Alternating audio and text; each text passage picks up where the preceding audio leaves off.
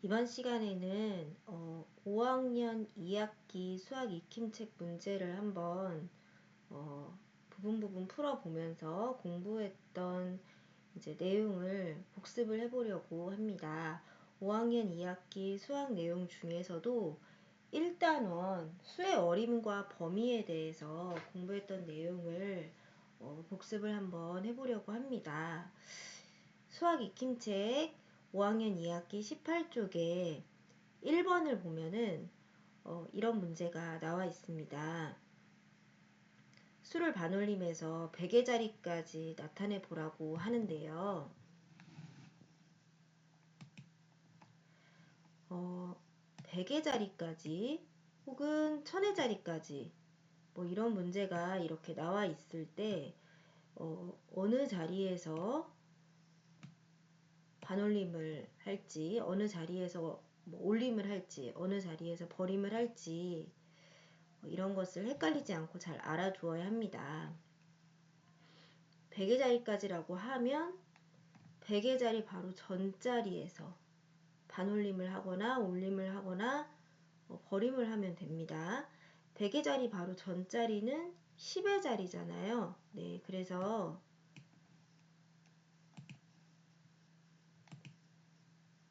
100의 자리까지 라는 말을 여러분이 바꾸어서 10의 자리에서 라고 생각을 하고 여기에 맞추어서 반올림이나 올림이나 버림을 하도록 합니다. 그러면 여기서 10의 자리는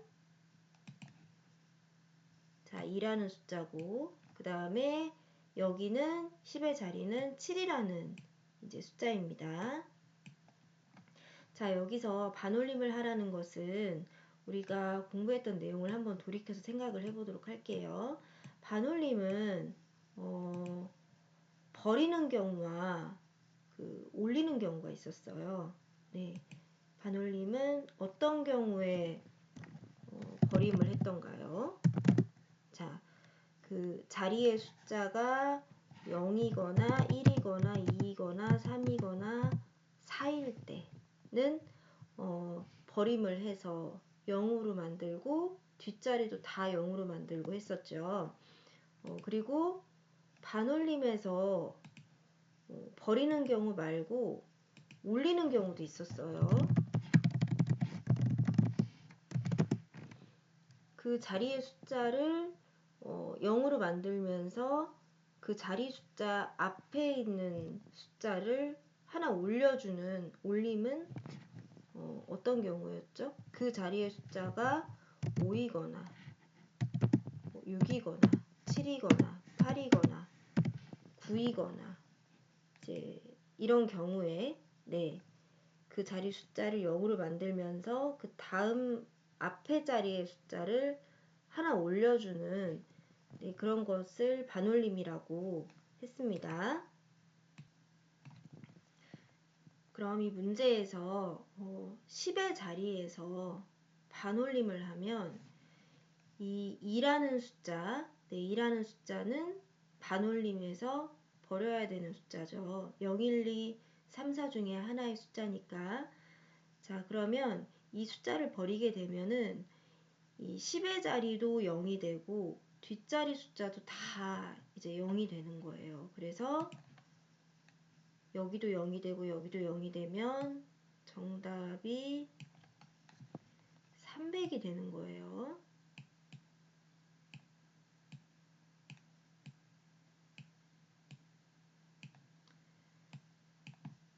자, 0이 좀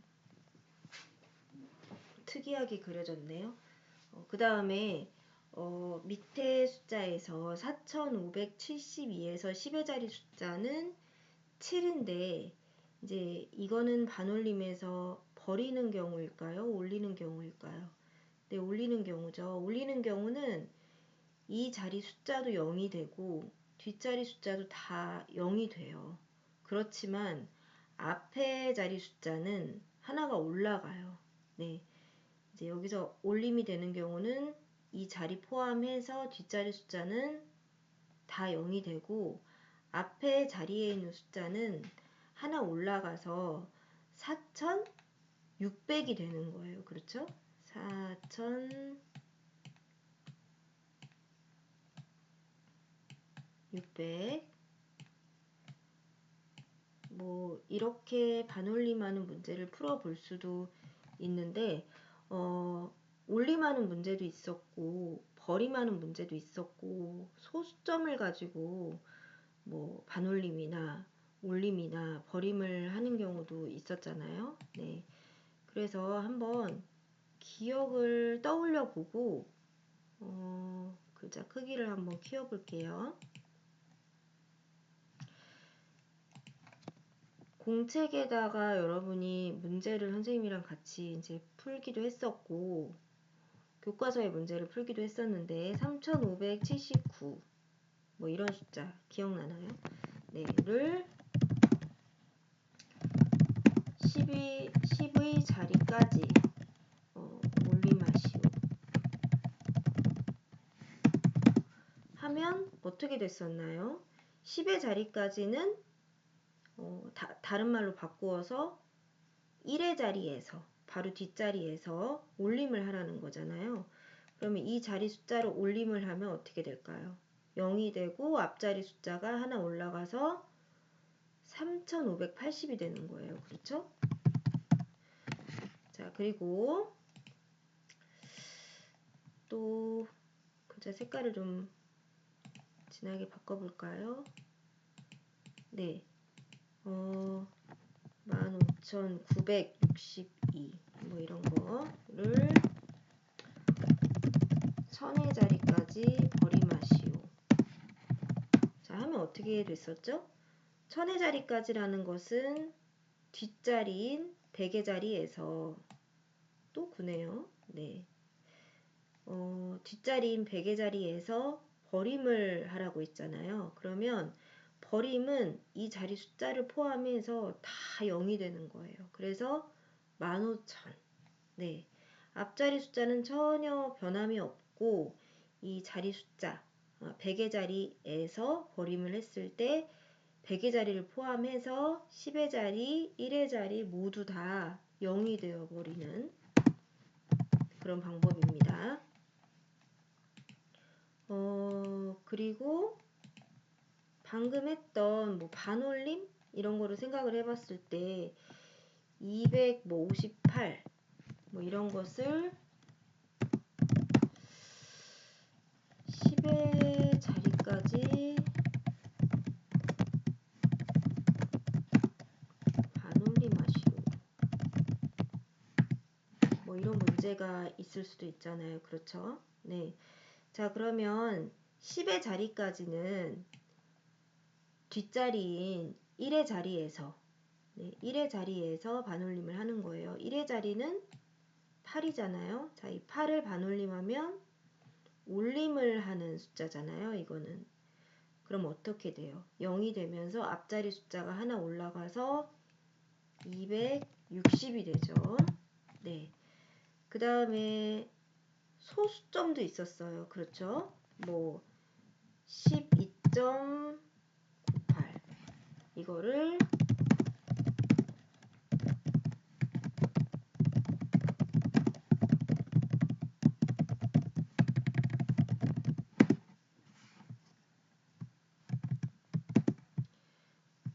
자, 소수 첫째 자리까지 반올림하라는 것은 이것의 뒷자리인 소수 둘째 자리에서 소수 둘째 자리에서 반올림하라는 거니까 소수 둘째 자리는 8. 그런데 이것은 올림하는 경우잖아요. 반올림에서. 그럼 이거를 소수 둘째 자리에서 반올림하게 되면 0이 되면서 얘도 하나 덩달아 올라가네요. 이 경우는 0이 되면서 1의 자리까지 하나 올라가는 이 자리 숫자가 9였을 때 하나 올라가면은 0이 되고 앞자리 숫자가 하나 올라가게 되는 그런 경우가 됩니다. 13.00이라고 해도 되고요. 소수점이 0이면 다 생략이 되잖아요. 그래서 13이라고 해도 됩니다. 또 한 가지 경우 이것을 둘째짜리까지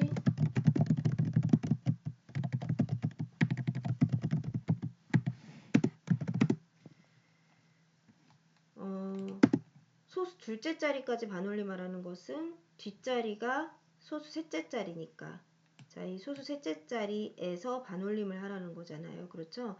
소수 셋째짜리에서 반올림을 하면 이 경우는 올려지는 경우니까 어떻게 돼요? 이게 0이 되면서 앞자리 숫자가 하나가 올라가서 0.28이 되죠. 0.28. 이해가 안 되면 뒤로 돌려서 다시 영상을 보도록 하세요.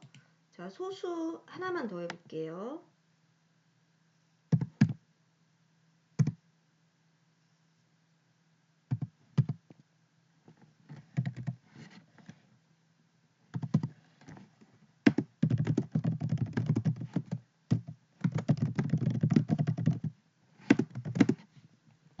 (1의) 자리까지면 바로 뒷자리는 소수 첫째 자리입니다. 네, 소수 첫째 자리에서 올림을 하래요. 그럼 소수 첫째 자리가 4니까 이걸 올림해주면 0, 0이 되면서 1의 자리가 하나 올라가게 되는 거예요. 네, 여기서 올림하게 되면 이 자리 포함해서 다 00이 되고 대신 앞자리 숫자인 1의 자리가 하나 올라가서 14가 되는 겁니다. 14. 자, 이런 반올림, 올림, 버림의 이제 경우도 있었고요.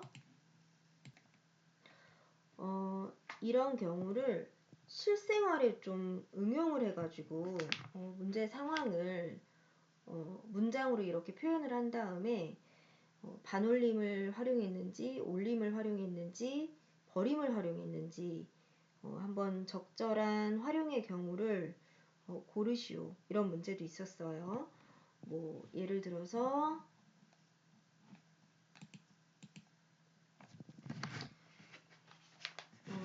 26,000원짜리 과자 사기 위해서 10,000원짜리를 3장 냈습니다. 자, 이 경우는 반올림을 활용한 걸까요? 아니면 올림을 활용한 걸까요? 아니면 버림을 활용한 걸까요? 자, 26,000원짜리 쿠키를 사기 위해서 딱 가격에 맞춰서 못 낼 경우에 3만원을 낸 거예요. 그러면 반올림일까요? 올림일까요? 버림일까요? 네, 올림일 수도 있고요. 26,000원이 만의 자리까지 반올림을 하는 경우를 생각해 봤을 때는 그래도 3만원이 되거든요. 그러니까 반올림한 경우로 볼 수도 있겠습니다. 자, 이 경우는 그래서 3만원짜리를 3장 우선 내고 그 다음에 거스름돈을 받는 거니까 올림의 경우와 만의 자리까지 반올림을 한 경우, 네, 반올림을 한 경우 이렇게 볼 수가 있고요. 그 다음에 내가 저금통에 이렇게 모은 돈이 26,540원이다. 이거를 1,000원짜리 1,000원 지폐로 최대한 바꾼다면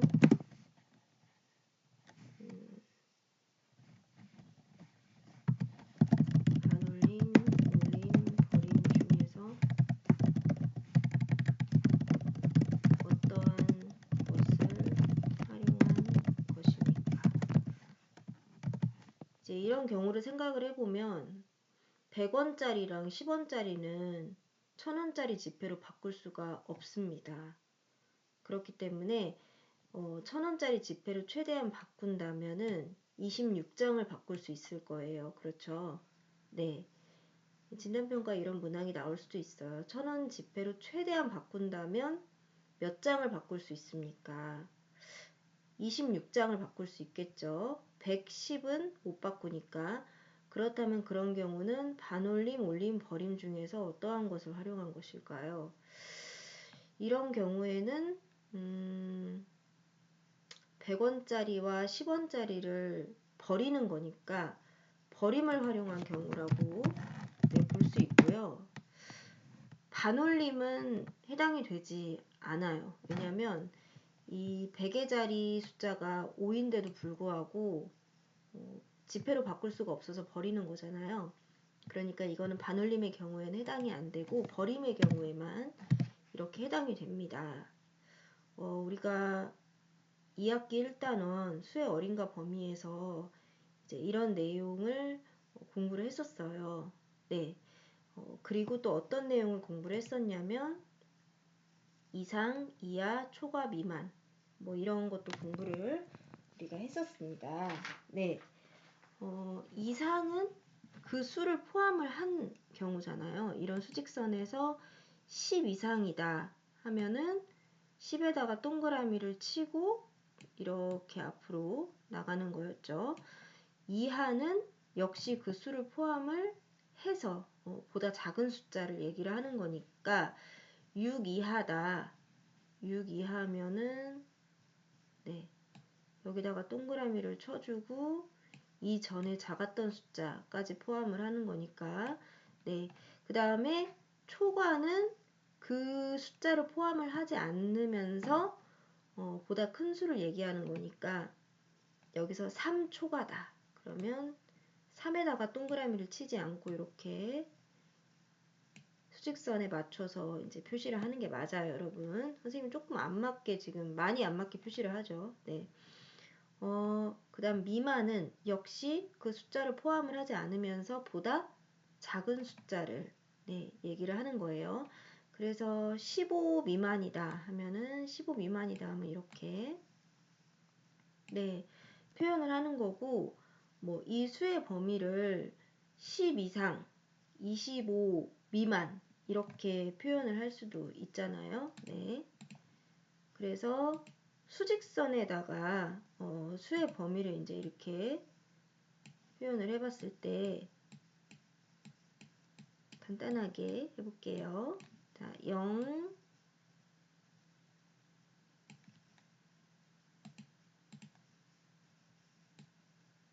2, 4,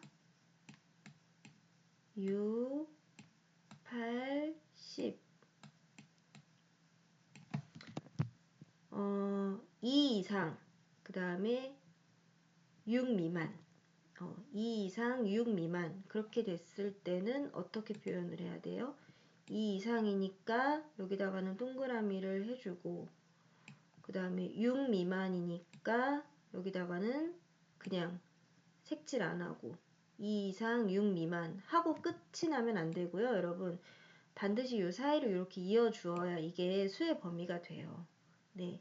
2 이상 6 미만인 숫자는 뭐 2 포함하고 그 다음에 3 그리고 4 5까지는 되는데 6 미만이라고 했으니까 6을 포함을 하지 않는 네, 그런 겁니다. 그 다음에 갑자기 네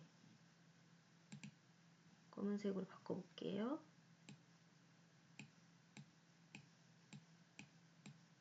원래 수직선 사이의 간격은 일정해야 돼요, 여러분. 네.